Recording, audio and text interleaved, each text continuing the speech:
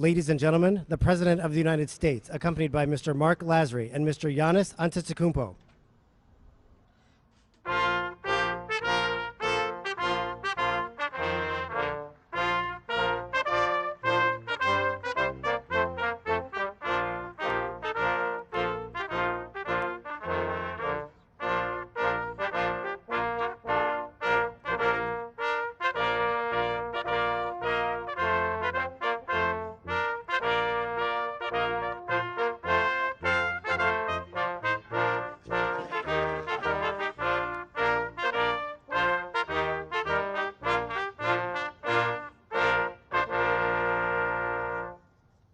Well, good afternoon, everyone. It's an honor. It's an honor to host the 2021 NBA championship, the champions, the Milwaukee Bucks. Congratulations to team owners Mark and Wes and Jamie and Mike, and the two dear friends, Ted and Mary Kellner. You won't believe it, but they're both responsible for my being here. Not a joke. Excuse the point of personal privilege we used to say in the Senate. In 1972, I was a 29-year-old kid and decided I was going to run for the United States Senate. I wasn't old enough. You had to be 30 to be a senator, for real. When I got elected, I had to wait 17 days to be eligible. And right at the very end, my sister managed my campaign, and my brother raised the money. He was 25. My sister she used to be 3 years younger. She's now 20 years younger. But at any rate, and we were doing well. We're catching up. No one expected us to have any shot at all. And everything was moving. We were actually catching up after being down 56-28 at one point. And we're running out of money. And all of a sudden, I got a phone call on a Tuesday saying that we don't have any money to keep any of our ads on TV or the radio. And so I didn't know what to do. And I got a call from a guy named Ted Kellner and 4 other people. And they said, come on out to Greenville. We want to help you out. They helped me out. They financed the end of my campaign. They were my friends before, and I'm indebted to them now. Well, thank you both, Ted and Mary. Thank you. Now that I've ruined your reputation. And while he couldn't be here today, I also want to congratulate the team's previous owner and dear friend of mine, a server of the United States Senate, Herb Cole, one of the finest guys I served with, a man of significant honor. And folks, congratulations to the staff and to the fans and to everyone here to celebrate, including the second gentleman. Doug, where are you, Doug? There's a man who's a basketball fan. He's a second gentleman. He's a first-rate lawyer, and now he's the second gentleman. And I don't know where he has more power. Most of all, congratulations to all the players. Now, I know you've got you got in the finals the MVP player here, and I'd like to talk about it for just a minute. You know, we also got someone who earned the award that's just as important in my book, Dante. I'm honored to be with him today, because in 2015, he was the Delaware High School Boys Basketball Player of the Year. Dante grew up in Newark, Delaware, attended a high school. I still like him anyway. There's 2 competing high schools, Catholic high schools in Delaware, Archmere and Slasianum. Slasianum had 5 times as many boys, and they beat us all the time. But I still was the second highest scorer of football. But anyway, I don't know, man. Dante, I still like you in spite of that fact. And and he won 2 state championships there. So he's used to this championship. And then he started at Villanova. And the Bidens are a sporting family, particularly my wife, Jill, who's, as she calls herself, a Philly girl. She takes it up a notch. She knows a lot about the sport, and she never forgives anybody if they lose. But, we went to the University of Delaware, Jill and I, years apart. And then she went on to Villanova grad school, and I went to Syracuse Law School. In 2016, we went to the Final Four to watch our teams play. And I watched Dante win his first of his 2 national titles at Nova. Dante, we're also proud of you back home, but I still like Syracuse. And to all the players, that's what you represent for so many people: pride and decency. Just look at the enduring images during the finals. Thousands of fans celebrating in the Deer District and the Herb Cole Way. You know, you represented yourselves and your families, your organizations, and a great American city by staying true to who you are. You did the work in the off season and during the grueling regular season. In the playoffs, down 0-2 against Brooklyn, and then to make it, just to keep the owners and your coach in constant perspiring.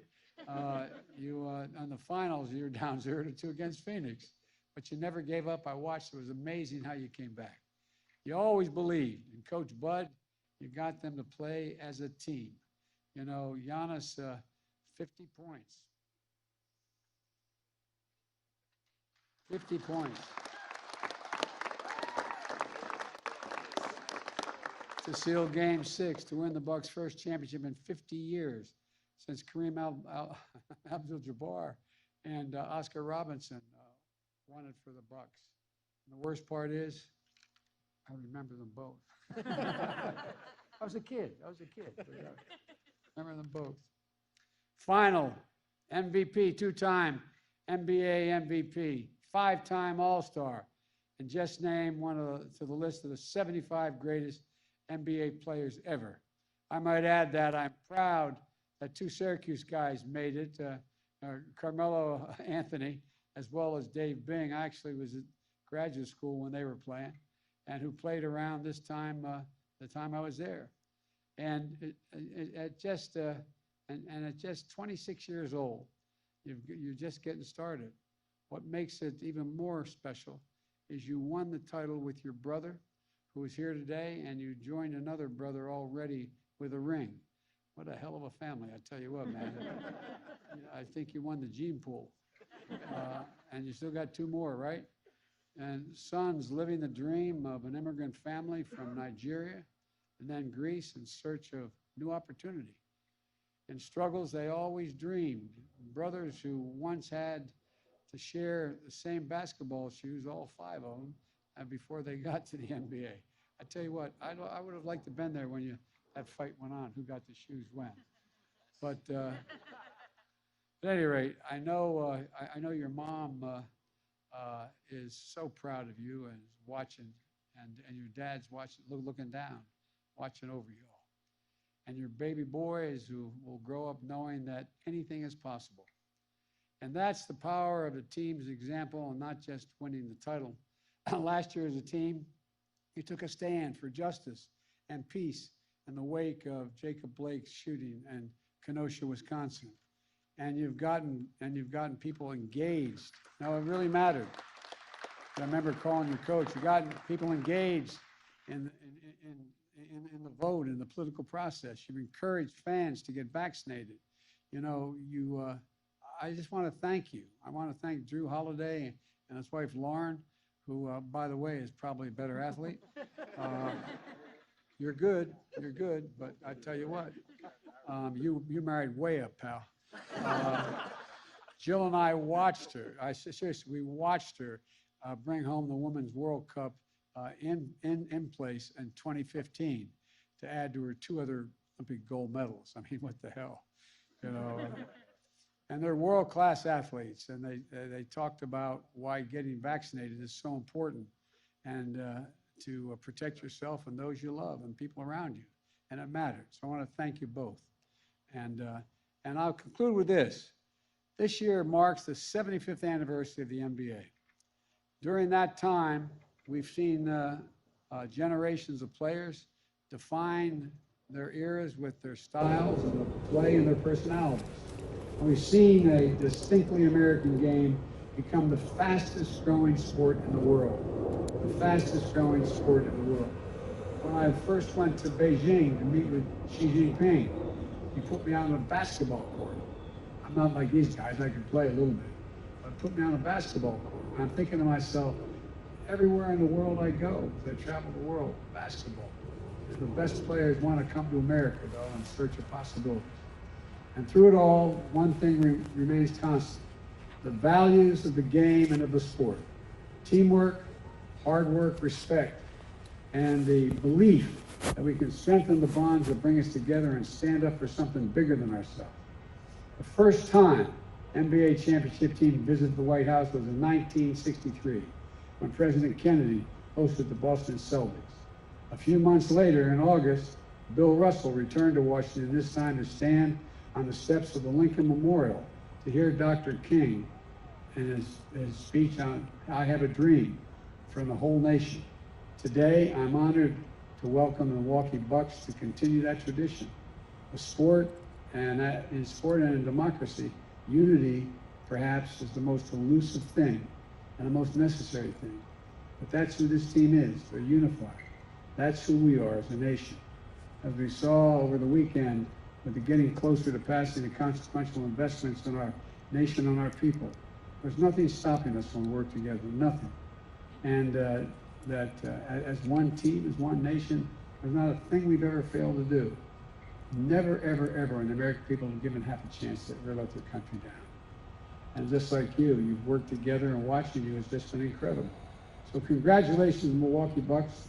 The best of luck for the rest of this season. Actually, this is the season just beginning for us here. But all kidding aside, best of luck next year, but you all are the best.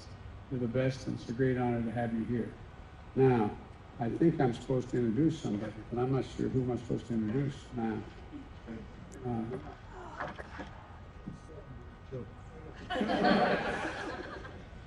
I get you guys confused, you know? Come on. Thank you, Mr. President. I also want to thank the Vice President, who we were able to meet earlier today with our family. I never know, do I say thank you, Doug? Do I say thank you, second gentleman? But either way, it's been a real pleasure, and I want to thank you for being here. We want to thank everybody here. It's been a real honor for us, I mean, obviously, as a team, and for everything that we stand for and everything that we've done. But you know, it's actually really cool to win a championship.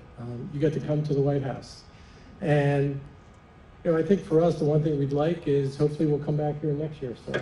And we'll do it again. You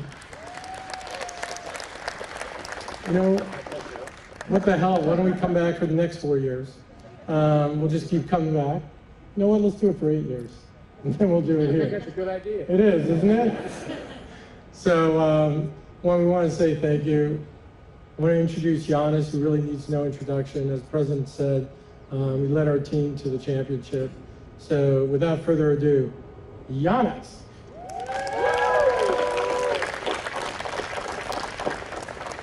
This is awesome. Thank you, Mr. President. Thank you, Mark. On behalf of my teammates, coach staff, the Bucks organization, we are very grateful for this opportunity.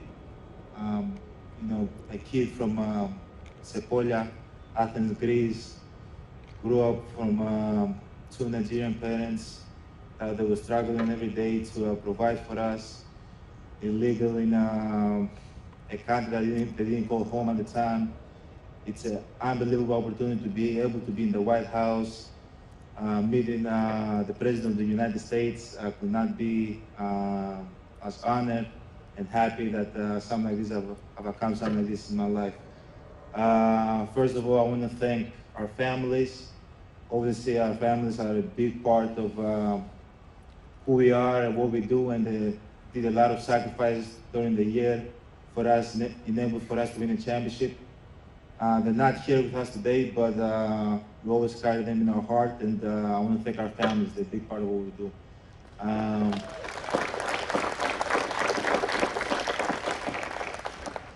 Also, thanks to the Bucks fans. We have the best fans in the world.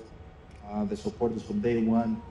They support us when we won. We were the worst team in the NBA, and 8 years later, we were the best team in the NBA.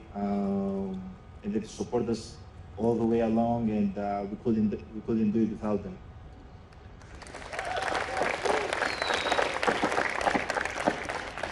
And also, you know, for everybody out there, this is a great example that, you know, with hard work, with sacrifices, if you dedicate yourself and waking up every single day and try to get better in anything you do, in anything you love, and believing in your dreams. You can accomplish great things in life. And man, as I said, I've done that my whole life, and I'm in the White House, and this is awesome. Can never take moments like that for granted, but without hard work, that would not be possible. Thank you, guys.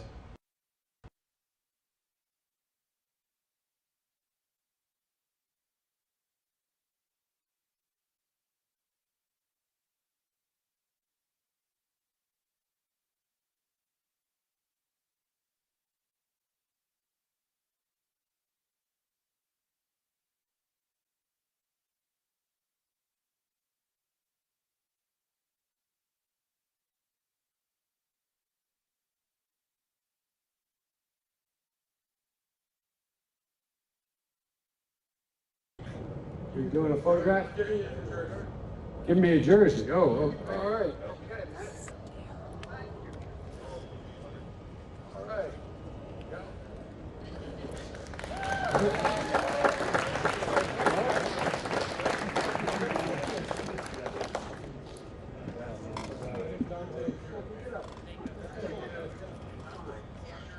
If you guys aren't here, come on, man. If you guys aren't here, they're going to think I stole the jersey. There you go. Thank you. Thank you, thank you, thank you. All right. Now we're doing a picture up here.